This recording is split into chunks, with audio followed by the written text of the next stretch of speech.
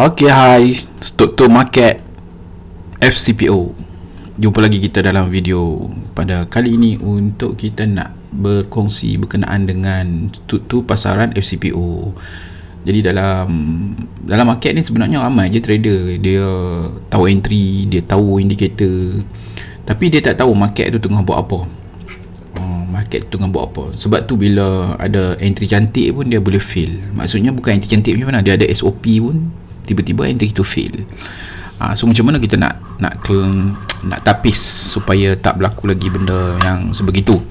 Jadi kalau kita tengok kat sini pun market ni bergerak dalam bentuk structure lah. Ada naik, ada turun sementara. Turun yang pendek, kemudian sambung naik dalam jarak yang lebih tinggi. Jadi dalam video ni saya nak explain cara kita nak tengok trend, nak tengok market. Lepas tu seterusnya bolehlah kita gunakan idea ni untuk kita nak masuk entry menggunakan SOP yang sedia ada. Okay, so kalau kita tengok kat sini, tajuk malam ni memang syok lah. Sebab tajuk ni tajuk berkenaan dengan technical. Dia tak macam tajuk-tajuk yang sebelum ni. Tajuk-tajuk yang sebelum ni dia lebih kepada teori berkenaan dengan platform apa semua kan. So macam mana kita nak tahu structure tu dia bergerak macam mana. Struktur pasaran ni dia bergerak daripada satu titik ke satu titik. Maksudnya kalau kita tengok kat sini, okay, kita ambil teori dulu sebelum kita masuk bahagian orang kata charting. Okay, so struktur pasaran ni dia bergerak daripada satu titik ke satu titik. Market dia tak bergerak secara rawak. Dia bergerak dalam corak yang berulang, sama ada dalam bentuk naik, dalam bentuk turun ataupun dalam bentuk rehat. So tugas trader ni dia bukan nak teka arah, tapi dia nak kenal dulu structure yang berlaku dalam market. Contohnya kalau dalam keadaan naik, biasanya dia akan bergerak daripada bawah ke atas. Okey, ini adalah dalam struktur naik. Manakala kalau struktur turun daripada atas ke bawah, macam kita tengok candle lah, tapi candle tu dipecahkan dalam bentuk candle-candle yang kecil. Contohnya macam video sebelum ni, time frame M30, candles M30. So bila kita pecahkan kepada candle M5 contohnya, kita akan dapat lihat ada 6 candle pecahan. Jadi bentuk candle pecahan tadi dia akan menunjukkan pergerakan dalam keadaan menaik kalau candle tu warna biru. Tapi kalau contoh candle tu berwarna merah, dia akan tunjuk dalam keadaan turun. So pecahan candle yang kecil-kecil yang 5 minit tu dalam keadaan merah. So merah bersusun lah, turun. Jadi satu lagi yang berlaku dalam pasaran adalah market berehat lah, ataupun lebih tepat lagi kalau kita guna bahasa teknikal adalah sideway. So market sideway ni bermakna dia bergerak dalam range yang kecil dan dalam tempoh masa yang lama. Jadi tak salah, semuanya ada kelebihan masing-masing. Cuma kita kena kenal pasti mana satu yang boleh membantu kita untuk nak buat profit. Okey, seterusnya kita tengok dekat bahagian charta. Saya nak tunjuk dia punya bentuk. Okay, so kat sini saya akan share berkenaan dengan bentuk gambar yang berkaitan dengan kita punya tajuk malam ni. Okay, contohnya kalau kita tengok kat sini, ini ada trend naik ke trend turun? Agak-agak. Okay, so ini adalah trend naik, yang mana trend naik tadi bergerak daripada bawah ke atas. Bergerak daripada bawah ke atas.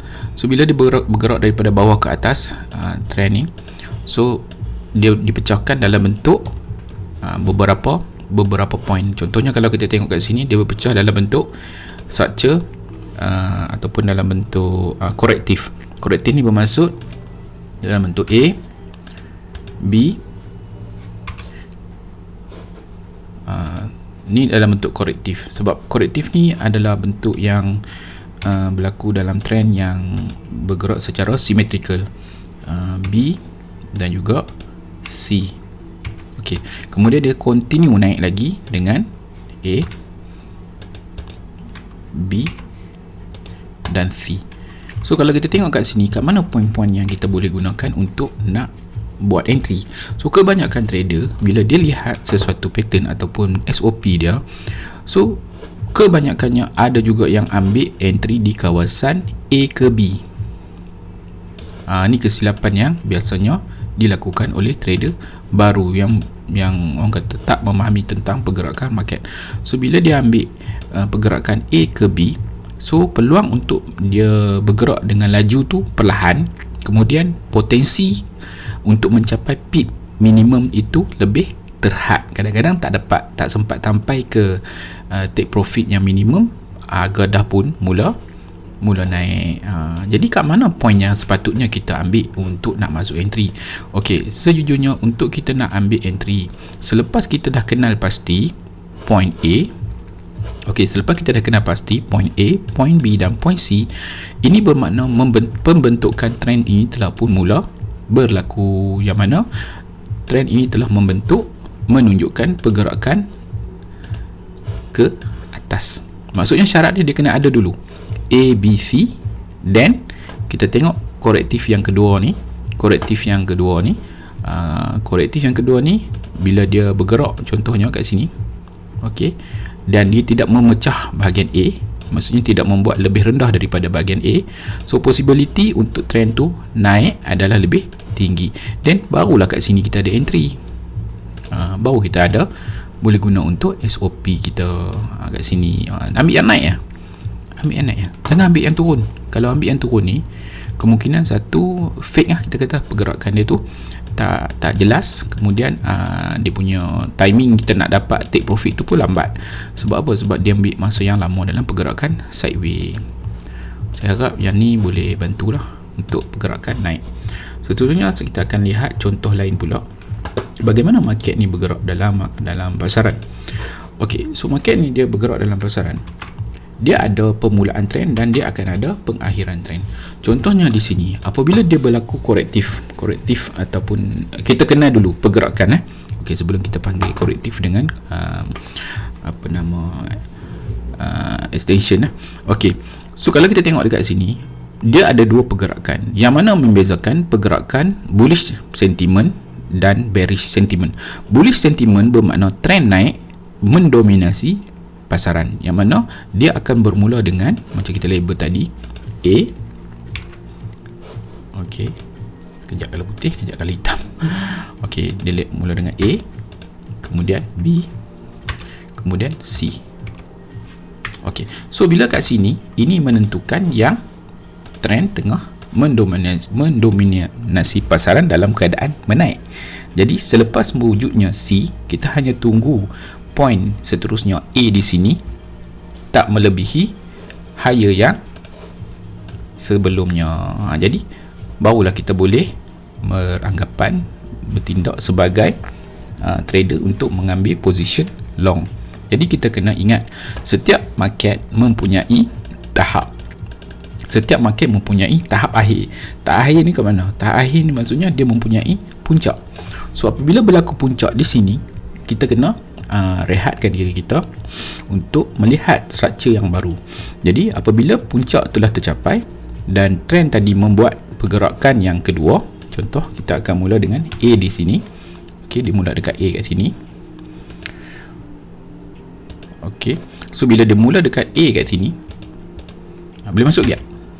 Tak boleh lagi. B, pembentukan. C, penentuan. So apabila adanya A, B dan C, penentuan di bahagian C dan confirmation di bahagian A yang terbaru, dan mana A tadi tidak bergerak melebihi A sebelumnya. So dekat kawasan sinilah baru kita boleh ambil order, baru kita boleh masuk mengikut SOP kita. Mudah kan? Sebenarnya mudah je, tapi bila kita tak tahu tentang struktur ataupun pergerakan trend ataupun cara nak menentukan permulaan trend, itu yang menyebabkan kita sentiasa rugi dan ambil trading dalam keadaan yang trade yang salah. Contoh, maksud saya ulang lagi sekali, contohnya dia selalunya bila dia tengok SOP tu ada, dia akan ambil je. Dia dah tak kira dah, dia dah tak ambil kira dah kawasan retracement ke, dia dah masuk juga walaupun nampak ada SOP. Itu yang membahayakan dalam trading. Bila contoh kat sini dia ambil drop ni kan, dia bergerak perlahan, sideways turun ataupun retracement, dia pun ambil. Jadi bila kat sini yang ramai terperangkap. Sebab apa? Tiba-tiba je bila dia dah turun adalah dalam 3 tick ke 5 tick ke, kemudian market sambung naik. Sebab apa? Sebab market yang kontrol pasaran tersebut adalah bullish market. Jadi kita kena jelas benda ni. Bila dalam keadaan turun pula, bearish market. Saya harap benda ni dapat clarify problem yang korang hadapi dalam trading. Sebab benda ni basic, tapi bila kita tak mengikuti kelas, so benda tu akan jadi blank, ataupun kita panggil angle yang kita tak nampak. Okey, banyak bentuk-bentuk candle yang kita boleh lihat dalam market, tapi saya tak nak explain berkenaan dengan bentuk-bentuk candle. Saya explain berkenaan dengan pergerakan market dahulu. Jadi bila harga membuat pergerakan macam tadi, harga akan menentukan buyer lebih kuat. Bila dia menunjukkan harga yang turun, seller yang mengawal pasaran tersebut. Jadi ingat, setiap market mempunyai tahap akhir dia. Tahap akhir maksudnya structure tadi telah mencapai limit-limit yang tertinggi ataupun terendah. Okey, sedar tak sedar dah 10 minit dah. Saya ingat ke baru 5 minit. Okey, so apa lagi yang kita perlu tahu berkenaan dengan trading? Okey, apabila kita bergerak, kalau kita tengok dekat sini, biasanya apa yang berlaku dalam trading, untuk kita kata kita berkongsi berkenaan dengan trader baru. Okey, dekat sini biasanya kesilapan trader adalah, kesilapan trader baru biasanya dia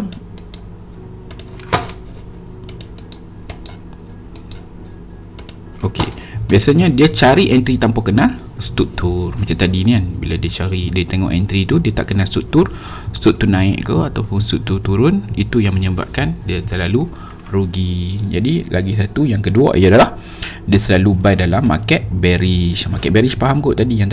Market bearish maksudnya market tu tengah A, B, okey,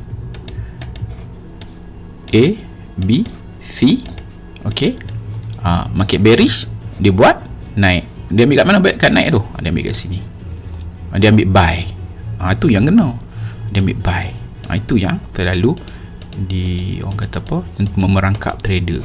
Satu lagi, dia sell dalam market bullish. Sell dalam market bullish maksudnya market tu bergerak A, B, C, okay, confirmation. Dia ambil sell dalam market bullish.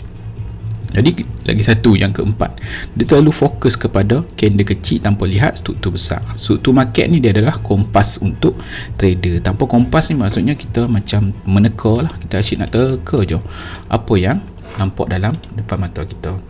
Okey, seterusnya jom kita tengok cara menggunakan struktur dalam trading. Struktur dalam trading ni dia bukan entry tau. Sebenarnya dia lebih kepada filter keputusan. Jadi filter keputusan tadi bermaksud, contohnya kalau kita tengok kat sini ya, untuk bahagian teknikal yang lebih mendalam saya akan share dalam video-video yang akan datang. Tapi untuk permulaan ni saya banyak menceritakan apa yang boleh solve kita punya problem dalam, orang kata, permulaan sebagai newbie lah. Ok, so kalau kita tengok kat sini, struktur ni dia bukan untuk entry, tapi dia untuk filter keputusan. Maksudnya kalau struktur naik, kita fokus buy. Kalau struktur turun, kita fokus sell. Kalau struktur rosak, maksudnya struktur tu sideway, kita tunggu sehingga dia membentuk satu struktur yang lebih jelas. So trade ni bukan sentiasa kita ada peluang nak masuk je, buka je platform terus nak entry. Tak boleh. Dia kena ada timing dia juga. Macam bisnes, kena tunggu customer datang. Contohlah kalau buat kedai burger kan, tunggu customer datang barulah buka, baru masak burger tu. Jadi kita dah tahu dah apa yang kita nak buat. Jadi ringkasannya kat sini, kalau contoh high berjumpa dengan high low, maksudnya market nak naik. Contoh faham? Market nak naik. Contoh macam saya cerita tadi, high low, high low. So yang kat sini ni baru menentukan ke atas, baru menentukan market naik. Kalau dia takap buat high low, belum menentukan lagi market nak ke mana. Sebab possible ada kebarangkalian yang market boleh sambung turun. Jadi dia kena ada sekurang-kurangnya A, B, C. Lepas tu dia bermula sebalik dengan A yang baru. The next step tu baru kita boleh ambil naik. Jadi untuk market turun pula, dia bermula dengan low high, okay, lepas tu low low, low high, low low, macam tu. Lepas tu low high, low low. So kat sini kalau kita tengok sama juga macam tadi, dia ada point A, B, C atau 1, 2, 3. Cepat sikit label kan. A, B, C lambat label. Ok, so bila ada points A, B, C, kemudian dia mula dengan A yang latest, yang terbaru, dan A tadi tak dapat nak breakout A yang lama. So struktur adalah menunjukkan keadaan turun. Jadi fokus kita adalah sell. Struktur rosak. Macam mana struktur rosak? Struktur rosak ni biasanya dalam bentuk lagging. Macam tu. Macam tu, macam tu, macam tu, macam ni. Ni struktur rosak. Struktur rosak ni macam ni. Kita tak boleh nak menentukan pergerakan ke mana. Ni struktur rosak ni. Jangan paksa diri kadang-kadang kan. Nak duit, nak untung, paksa masuk juga market. Jadi bila kita dapat faham struktur ni yang betul, 50% kesilapan trading tadi boleh dielakkan. Sekurang-kurangnya tak adalah rugi banyak sangat. Okay, alright, seterusnya 16 minit. Okay, video seterusnya ni saya akan share dengan semua berkenaan dengan kita nak bezakan trend. Okay, kita nak tengok sideways dan kita nak tengok fake move. Sebab apa? Sebab video seterusnya saya nak bagi tahu kita tak payah nak masuk kalau market tadi tak sesuai untuk kita nak trade. Jadi jangan lupa, kalau betul-betul anda dah tengok, dah tonton sampai habis, video ni betul-betul membantu, tekan like. Saya nak tengok berapa yang suka video ni. Saya tak boleh tengok dekat view, sebab kat view ni dia random. Jadi dekat like tu menentukan berapa orang yang betul-betul dapat info daripada video ataupun program yang saya buat ni. Okey, jadi sampai di sini dulu. Jangan lupa tekan subscribe untuk dapat notifikasi video yang baru akan datang. Tengoklah, insyaAllah saya cuba buat yang sebaik mungkin untuk bantu semua belajar secara percuma. Okey, sampai sini dulu pada malam ni. Wabillahi taufiq wa hidayah. Wassalamualaikum warahmatullahi wabarakatuh.